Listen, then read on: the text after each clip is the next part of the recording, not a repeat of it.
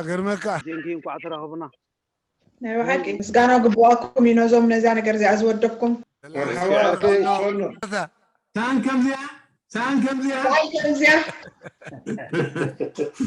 زيانة يبعكي سلامي كل امان هذا حد متانا ما كلنا حجنا عوض كون ديتي كستايت فايل كما حناي مو نخلاتكم جن ميت كغبركم اي تحزوا لي اتا ايد حفنا بلادو مسود عوض سقاب دود نكتلن دينا مسود اشعو ايدكم حفته بلو حتودي لكم اوكي مونكو عاد حمصهم مدبهن جمبرينا منالباش مستي غيزي همزبلو تغيزي خاب فراله كبابي ني عالم سلازلنا ساعات ساكي غبرنا لابتي تقريبا دلو مدب ناد Okay, artist for Eritrea, for Eritrean artist for Eritrea, the Senate Bawian, Ertra, دبل الاستمالتي. نايم جمرتا أخيبانا نيشتي بريفين بزعباتي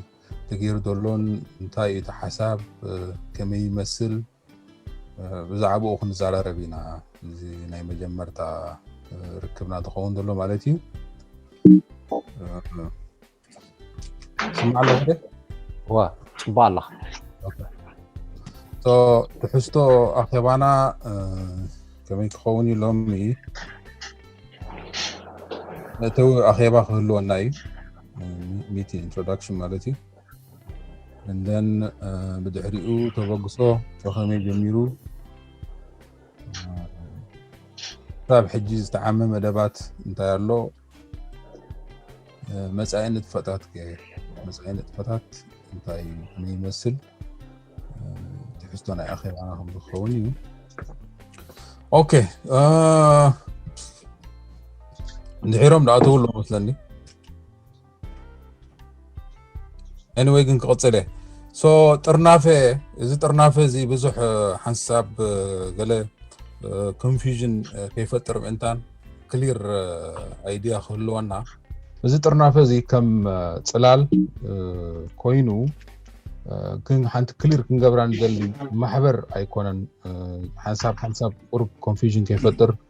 قال ارتست محبر ناي موسيقኛታት يمسلو قال يون ناي طرنافه ناي منتاي كم مخانو يفلطن حنت كلير كن غبران دل ግን ازي just networking صلال ناي networking كوينو حدا organization رؤسو دخاله مدبات علامات دلو مالتي سو እዚ صلال እዚ ከዓ ንማሕበራት ሙዚቀኛታትን ንውልቀ አርቲስት ስነጥበባውያን ዝኸውን ሓደ ጽላል እዩ በር ማሕበር ኣይኮነን ምክንያቱ ማሕበር ሙዚቀኛ መንግስታዊ በሃገር ደረጃ ኣብ ኤርትራ ኣሎ ማሕበር ከምኡ እውን ኣብ ወጻኢ ኣብ ተፈላለየ ዓድታት ማሕበራት ናይ ሙዚቀኛታት ኣለዋ ሶ ኣብ ቁርብ ክስታኺ ከውን እዚ ማሕበር ኣይኮነን ግን እቲ ዕላማታቱ ሓቢርና ክንርኢና እንታይ ኢና ክንገብር እውን ኣብቲ ዝመጽእ ዘሎ መግለጽታት ስታን ገብረና ዲቴል ኮደና ሶ ዕላማታት ናይዚ ኔትወርኪንግ ናይዚ ጽላል እዚ ስነድ ናይ ጥበብ ኤርትራ ማለት እዩ ሓስቢ መሃዝነትን ኣፍሬትን ምትርናዕ ሓደ ካብቲ ዕላማታት እዩ ምክንያቱ ምህዞን ፍርያትን ኣይትርንዕን ኣሎ እቲ ስነ ጥበበኛውን ይዳኸም ኣሎ ስራሕ በቲ ዝሰርሖን ዘበርክቶን እውን ዝኾነ ኣይረአን ኣሎ ኣብቲ ምድኻም ክናዋሕ ከሎ እቲ ምድኻም ከዓ ኣርት ህስ ኣሎ እጂ ሓደ ካብቲ ዕላማታት እዚ ናይቲ መሃዝነት ከመይ ጌርና ነቲ ፍርያትን ነተርንዖ ከም ካልኣይ ተሰሪዑ ዘሎ ከዓ መሃዝነትን ፍርያትን ሰሲኑ ኣብ ዓለም ተወዳዳሪ ክኸውን እጂ ኩሉ ግዜ ኣባና ባህልና ካልቸርና በብዓቕሙ ኩሉ ሰብ ይሰርሕ ኣሎ ካብቲ ናትና ውፅእ ኢልና ከመይ ጌርና ክነቕርቦ ንኽእል ኣብዚ ናይ ካልቸራል participation ናይ ዓለም ማለት እዩ ኣብኡ ከዓ ከም ሓደ ዕላማታት ሰሪዕና ያለና እዚ ኢልና እውን ባህልና ኣብቲ ወዳዳሪ ክመፅእ ስለ ዘለዎ ዓለም እዚ ከም ዝረኣናዮ ኩሉ በፂሖም እዮም በትናቶም ካልቸር ንሓድሽ ካልቸር እዮም ዝደልዩ ዘለዉ ሓድሽ ካልቸር ከዓ ኣብ በዓል ኣፍሪቃ እዩ ዘሎ ዘይተባዕ ስፔሻሊ ኣብ ናትና በዓል ኤርትራ ምዕቡል ስልጡን ዛታዊ ዝኾነ ኣብ ብሄራት መዓት ዘይተዳሰሰ ስለ ዘለና ብኡ ክንመፅእ ንኽእል ኢና ናብ ዓለም ማለት እዩ at the same time ከዓ ተወዳዳሪ ኮይኑ እቲ ኣብ ፍርያትን መሃዝነትን እውን ዓስቢ ክረኽበሉ ዝኽእል መንገዲ ርከብ ከኣል ሳልሳይ ዕላማ ናብ ዝመፅእ ወለዶ ክሰጋገርን ክወርስን ሕጂ ክሳዕ ሕጂ ካባይ ጀሚረ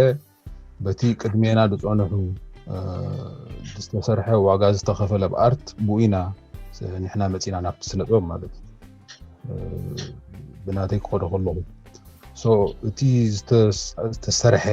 ታሪክ ዝተሰርሐ ስነጥበብ ዝተሰርሐ ዕላማ ኩሉ ንዓና ኣርኪብልናስ ኣብቲ ሙዚቃ ከዓ ኣቲና ኣርኪብናሉ ንሕና ማለት እዩ እቲ ስነጥበብ ሕጂ ነዚ ዝመፁ ዘሎ ወለዶ ኸ እንታይ ኢና ክንገብረሉ ዘለና ብኸመይ ክሰጋገር ክእል እንታይ ከመይ ገይሩ ክወርስ ኣለዎ እቲ ባህሊ ማለት እዩ እዚ ሓደ ካብቲ ዕላማታት ናይቲ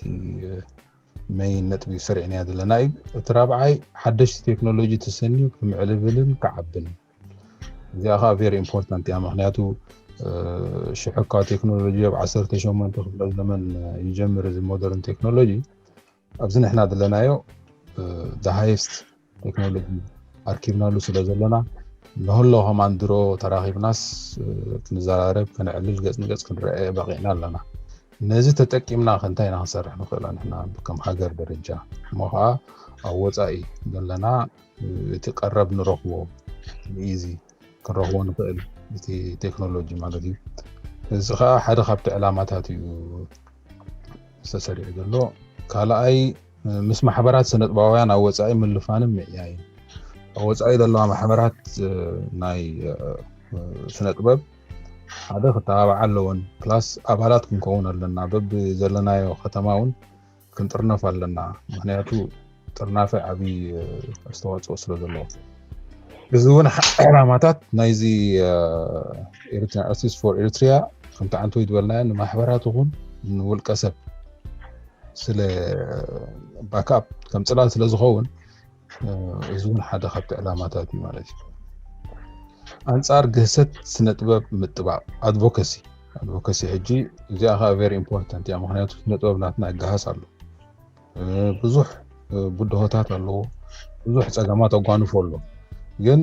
እንታይ መን ይክገብሮ ብኸመይ ኢና ክንገጥሞ ዘለና ሓደ ነገር ክግበር ክኽእል ኣለዎ ክንገብሮ ከዓ ንሕና ኢና ምክንያቱ ኣብዚ እዋን እዚ ሕጂ ክንዕሎ ፀናሕና ናይ ቴክኖሎጂን ናይ ገለመታት ኣርኪብናሉ ስለ ዘለና ነፅንፃር ግህሰት ስነጥበብ ኤርትራ ከመይ ጌርና ኣድቮካሲ ንጣበቅ ሓደ ካብቲ ዕላማታት ናይ ኤርትራውያን ስነጥበብ ንኤርትራ ማለት እዩ ኣብዚ ነዊሐ ተዳኺሙ ጉዳይ ባህላዊ ወራር ከይከውን እዚ እውን ርኢናዮ ኢና ኣብ ዝሓለፈ ጉዕዞ ናይ ታሪክ ኤርትራ ኣነ ክነግረኩም ኣይኮንኩም ኩልኩም ትፈልጥዎ ኢኹም ባህላዊ ወራር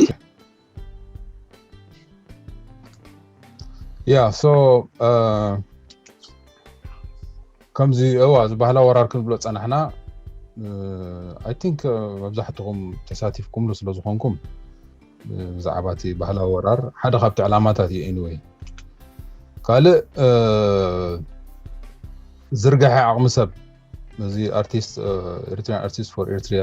ስነጥበብ ናይ ኤርትራ ዝርግሐ ዓቕሚ ሰብ ማለት ካብ ዝጅምር ኩልኩም ዝክርዎ ኢኹም እቲ ኮሮና ምስ ጀመረ እዩ ስነጥበባውያን ኣርቲስት ኣኪብና ከምዚ ንገብር ተባሂሉ ኣብ ነፍሲ ወከፍ ስነጥበበኛ እዚ ሓሳብ እዚ ኣሎ ደይንጥርነፍ ከምዚ ደይንሰርሕ ከምዚ ንገብር ተኣኪብና ከምዚ ንግበር ኣብ ነፍሲ ወከፍ ሓሳብ ኣሎ ኩሉ ሰብ ከተዛርቦ ከለካ ሬዲ ኩሉ ግዜ ንሕና እውን ቅድሚ ሕጂ ከምኡ ተኣኪብና ነርና ኦክላንድ ገለ ብዙሓት ስነጥበበኛታት ኣብዚ ዓዲ ዝዓበዩን ካልኦትን ኣብ ኤውሮጳ እውን ከምኡ نويح وانت سريح اللي يجن بقاطامي ايتراخبنتي حسابات مستي محبراو نبرا قال حجي كن غزيو اخيلو تراخبنا لنا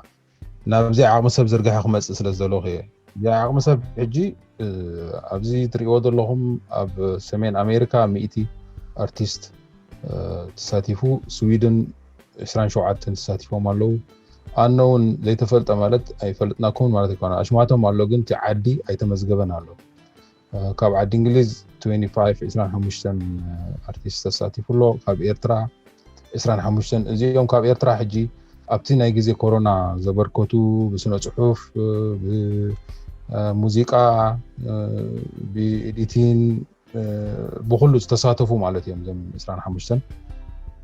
ካብ ጀርመን 20 ካብ ሳዑዲ ዓረብ 10 ኣውስትራልያ 10 ኖርዌይ 9 ካናዳ 8 يوغندا 6 سويسرلاند 4 هولندا 4 سودان 2 طليان 2 مالتي سو فار زي ابتي ناي كجمر كله ناي كورونا اتحيزو كساب حجي زساتف دولون زساتفن زتمزغبن مالتي بو اونلاين عقم سب كم زمسل سو فار 280 سنه طويان تمزغبوا مالو زحلفه كمان 10 تمزغيبهم نيروم سو كباب 300 ارتيست تمزغيبو له مالتي ابتي ويب سايت رينا توهنا او اشفلومون سولوني اتيو زمزغب ارتيست او زمصون بزحالو سو عقم سب كم زمسل ابزناي سنطو ኤርትራ ዘለናዮ ደረጃ كما يمثل كجمر كله كسا حجي 10 حدا مانزا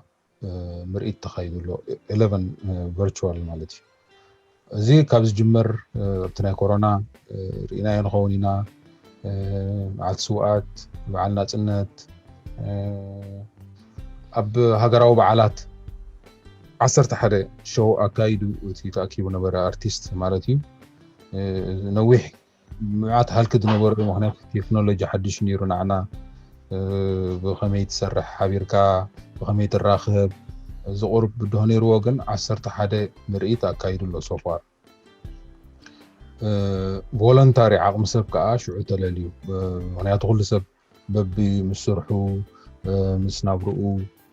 تبغيسو زغبرو فولنتاري معناتيو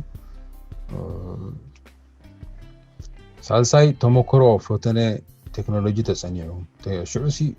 زوم تقيمكا اوديو تكنولوجي ايديتين دبعلو فيديو استوديو فيرتشوال تسرح حدش سلازنبره نقولنا اتليست كون كم زغل كسرح كم دغل فتينايوس سريح مالتي سو حدا خبتي تسفا دهبكا ابتي غزو مالتي في رابعاي كاب كل خرنا وهدت تمسكيرو كاب أستراليا أوروبا أمريكا كندا أفريقيا استساتفوا أرتيست أبتي سراح كاب كل خرناعات عالم وهدت أمسكيرو بتسراح مالتي بقعات سبات تفتينو تلاليو ما تيس بقعات كم دلنا يدري كازي نفسه كف إرترا ويابزز اللي هو بوتاسي معات بقعات دلو وسب سان مترنا في نمبر معات بقعات يدلو تبقعات كات تفتينوس اوريدي كسرح خمس خيل تسفا خمس هل كون خمس خيل ارينا مالتي يابتي حلفه عندي حقي تسنيدو عندي حقي 6 ورحي اب سومن حنساب እንዳተራኸብና ሰዓትን ፈራን ኤቭሪ ዴይ እንዳሰነድና ሪኮርድ እንዳገበርና ناب شديش واحد وسد عند حقي صحيفنا مالتي اذا عند حقي ديتيل نايتي بروفيشناليزم ادفوكاسي حقتات اني ان ديتيل او صريحنا معات غزي يدوسد معات انرجي معات معنات سبنا نبرالو بزوصا خم تريو تفالالي كاب تفالالي قرنعات يوتي تاكيو نبره او تبت بورد ሰዓታት ፍልል ያለው anyway ግን 6 ወርሕ ወሲዱ ተጻሒፉሎት ተሰኒዱሎት አንድ ሕጊ ናይ ሰሜን አሜሪካ መክሰብ አልቦ ፍቃድ ተጀሚሩ እዚ ናን ፕሮፊት ኦርጋናይዜሽን ዝበሃል ላይሰንስ ጀሚርና ኣለና ማለት እዩ which is ሕጋዊ ንኽለብስ ማለት እዩ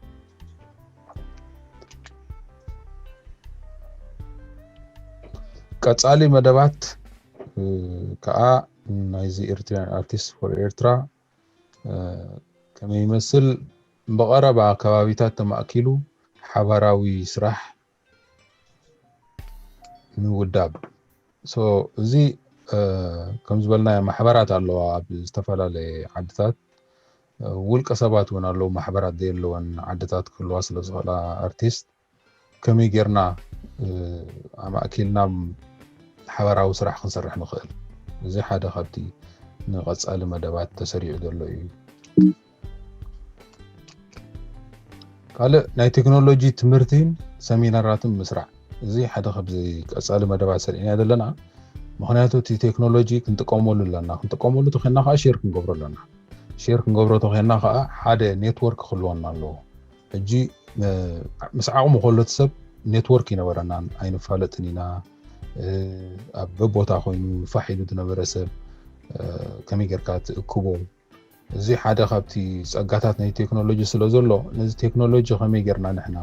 ትምህርትን ሰሚናራትን ሰሪዕና ነቲ ሰብ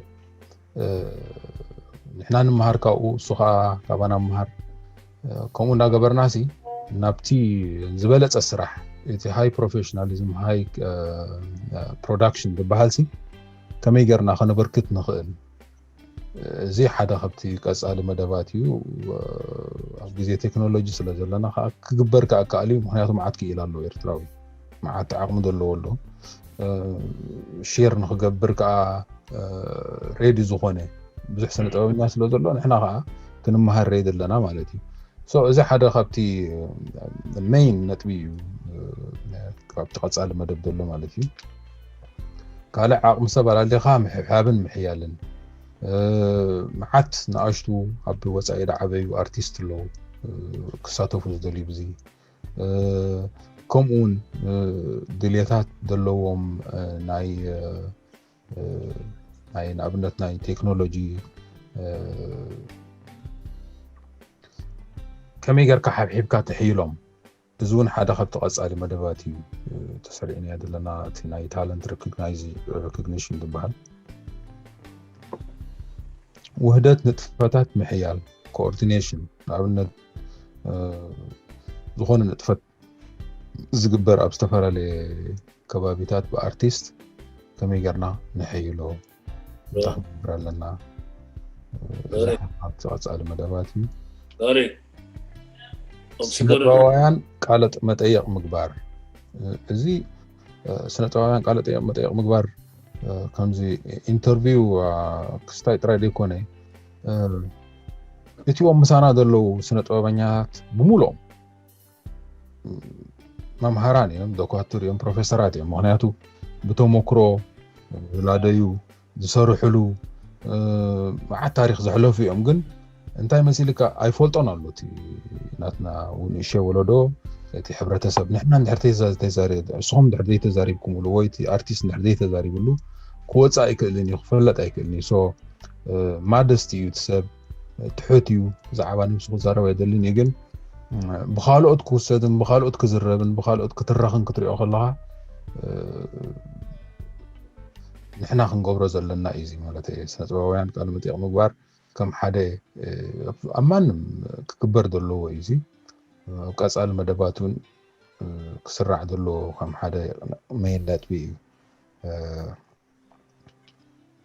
ካልእ ሃገራዊ ጽምብላት ኣስተዋጽኦ ምብርካት ኣብ ሃገራዊ ጽምብላት ሃገራዊ በዓላት ማለት እዩ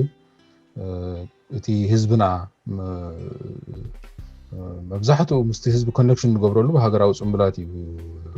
እቲ ውልቀ ወላ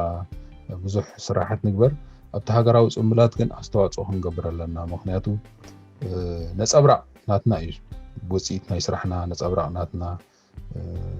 ሓላፍነትና ስለ ዝኾነ ኣብኡ እውን ከም ቀጻሊ መደባት ሓደ سريعنا لنا زي مالتي قالوا فريات سنة طباب متبع cultural promotion جي زي cultural promotion بزح أي جبرلن يدلوا أبتناتنا نحر استباهلنا الله حنا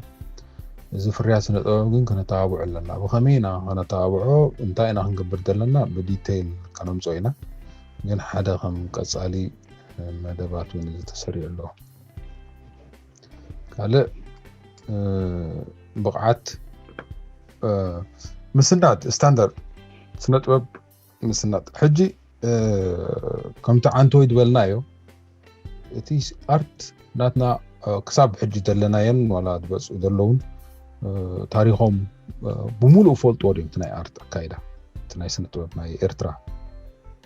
بخمي جميرون تاينيرو بعلو بخمي تعقيبو تي كالتشر كاب بهلاو ورارا اب غزي مغزاتي اب ميدا انتاي كمي غيرو انتاي تاريخ تخيل انتاي كمي غيرو تعقيبوتي نخيطف كالتشر نعبنت انا بناتي مغلصي اب ارترا حد ناي غزا رسو دخال كالتشر معباله زلو ناي سنه طب نيرو بدحريو بمولو تسب اب ارترا نبره بمغزات سلا تشفنتي ميريت هزبي سلا تجوكونه كالتشر ناوتو بهلا ورار اتي مالتي اميدا كنت تعقيبتي كالتشر مخيطف ناي تشعتو يبهر سو اميدا تعقيبو خامسي تزي كوينو بهلن كالتشر ناي مهلونا نيرو بتناي غزاتو خير نيرو سو ازي حجي كمي غرنا نسندو زي هبتام بهالي اذا هبتام تموكروزي كمي غرنا نسندو تاريخو كمي غيرو فلت سنه طبنيا نبعلوتي cultural value كمي غيرنا نسندو زخا حدا خبت قصالي مدبات مالتي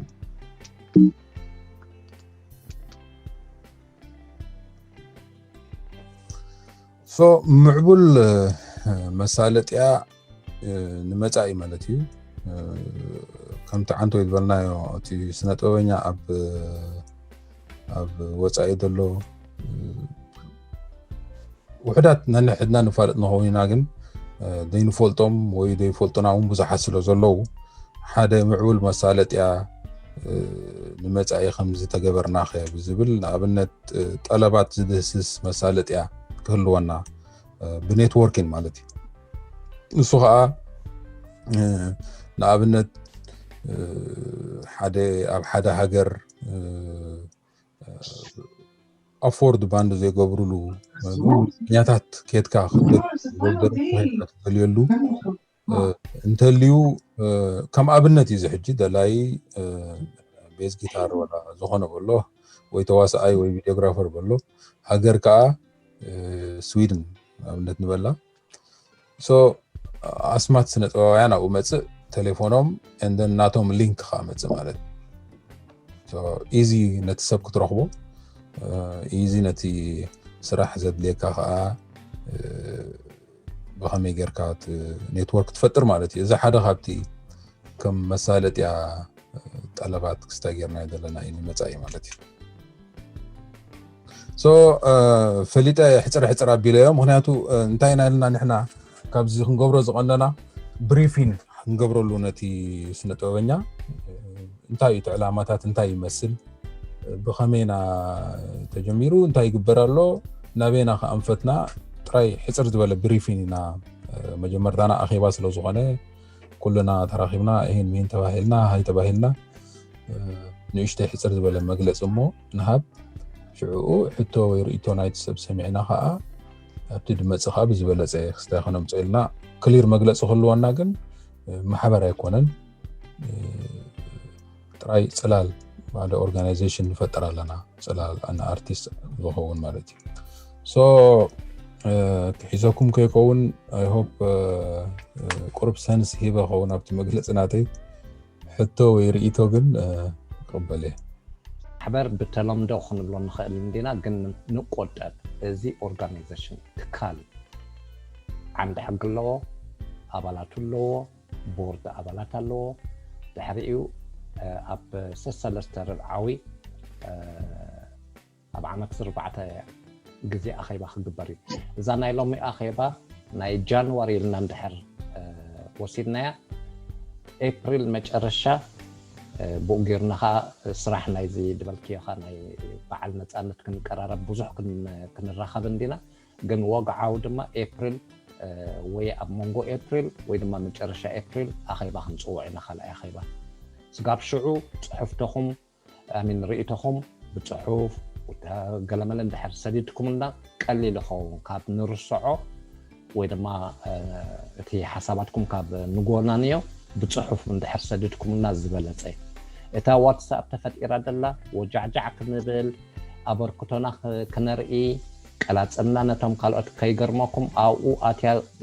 ብተመሰጠት መንእሰይ እዛ ሕጂ ኩሉ ግዜ ቪድዮ ንሰደልኩም ዘለና ትስዕፀ ዘለና young 20 years old college and university ተማሃሪት ነብሳ ከማን ከም ስነ ጥበባዊት ኣይትሪአን እያ ነይራ ሕጂ ግን ኣብ ሞዴሊንግ ድዩ ገለገለ ትሪኦ ሕጂ ነቶም መንእሰያትና ኸ ክንበራብሮም ምእንቲ እቲ ፍርያትኩም ፖስት ግበሮ ኣብ ካልእ ግን ፅፉፍ ድኾነ ከዓ ካልኣይ ስጉምቲ ኤፕሪል ክንራኸብ ኢና እዚ ወድሓንኩም ናይ ብሓቂ ኢና ነመስግነኩም ብሽመይን እዚ ኣባላት ቦርድን ነዊሕ ሰዓታት ኢና ሒዝናኩም እሞ እዚኣ እንዳበልኩ ኣይ ሆፕ ኮላሊፍናኩም ከይንኸውን ኣይ ሆፕ ተሓጒስኩም ክትኮኑ ፅቡቕ ንቕሎ ግበረልና ዓወትና ሓፋሽ መፈለምታ ዓለም ለኻዊ ጉባኤ ስነ ጥበባውያን ንኤርትራ ብዕለት 6 ለካቲት 2021 ስነ ጥበብ ኤርትራ 9 ብሄራቱ ኣሰሊፉ ክብርታቱ ዓቂቡ ክኹላዕ ኣብ ትሕቲ ዝብል ቴማ ብስነ ጥበባዊ ዓወት ዕቑባይ ተመሪሑ ትሕዝትኡ ድሕሪ ምግላጽ ካብ ጉባኤኛታት ነዚ ስዕብ ሕቶታትን ለበዋታትን ተሰኒዱ ሓደ ብዛዕባ ዩቱብ ጽቡቕ መረዳእታ ከም ዘድሊ ብኸመይ ኣገባብ ዩቱብ ቻነል ከም ዝኽፈትን ብኸመይ ክትቆጻጸሮ ከም ትኽእልን ናይ ኮፒራይት መረዳእታ ከም ዘድልን ወይ እውን ሓንቲ ደርፊ ምዝስረቐካ ብኸመይ ኣገባብ ነቲ ዝሰረቐ ሰብ ከተረኻኽበሉ ከም ትኽእልን ስፍሕ ዝበለ መብርሂታት ከም ዘድሊ ተጠቒሱ ክልተ ኣብ መጽሓፍቲ እውን ከነተኩር ከም ዝግባእ ምኽንያቱ ንታሪኽና ብመንገዲ ፊልምታት ተኸታቲሎም ናብ ናይ ኣምሓርኛ መጽሓፍቲ ጽሕፍዎ ስለ ዘለዉ ነዚ ዝካየድ ዘሎ ባህላዊ ወራር ክንምክቶ ከም ዘለና ብፍላይ ከዓ እቶም ደረስቲ ኤርትራውያን ታሪኽ ካብ ምስናድ ኣተኪሮም ክሰርሑ ተላብዮም ሰለስተ እዚ ጥርናፈ ስነ ጥበባውያን ንኤርትራ ሃገራዊ ትካል ኮይኑ ምስ ኣብ ኤርትራ ዘሎ ስነ ጥበባዊ ትካል ጥቡቕ ዝምድና ከም ዘለዎ ተገሊጹ ኣብ መወዳእታ ተጀሚሩ ከይቋረጽ ስክፍቶኦም ድሕሪ ምግላጽ ስነ ጥበብ ኤርትራ ኣብ ሓደ ቆፎ ከም ተዳሕሳሲ ሰነድ ተዓቒቡ ከም ክቡር ዕንቂ ንወለዶታት ክሳገር ተላብዮም ፈላሚ ጉባኤ ስነ ጥበባውያን ንኤርትራ 3 ወለዶታት ዝሓቆፈ ኣብ ርእሲ ምንባሩ ብውዑዕን ኣወንታውን መንፈስ ብዓወት ተዛዚሙ ዓወት ንሓፋሽ ዘለዓለማዊ ዝኽርን ክብርን ንሰማዕታትና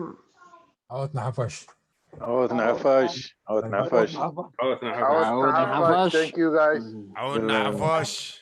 عود نعفاش سلام يا رغبنا عود نعفاش عود نعفاش عود نعفاش see you guys next time next time عود نعفاش عود نعفاش طريقة يا ما عودنا عفاش وقت كيكون نمبر عم بس كمل لها مرحبا لونج تايم انت معترة انا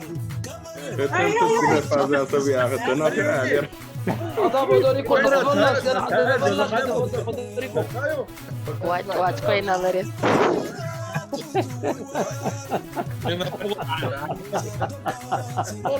بدنا بيرانيرا مرحبا هذا ايه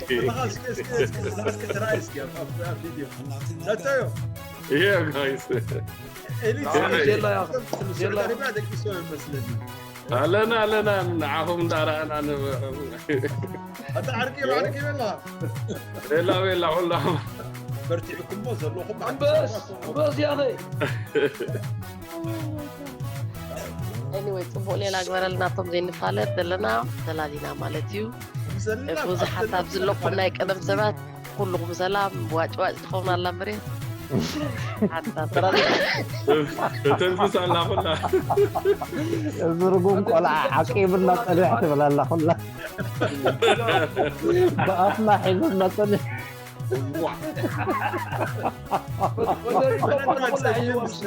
اتكلم اتخلق لها تعزل ايسرو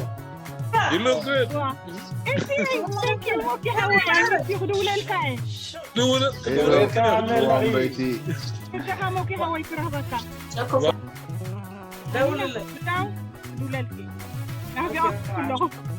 Me too.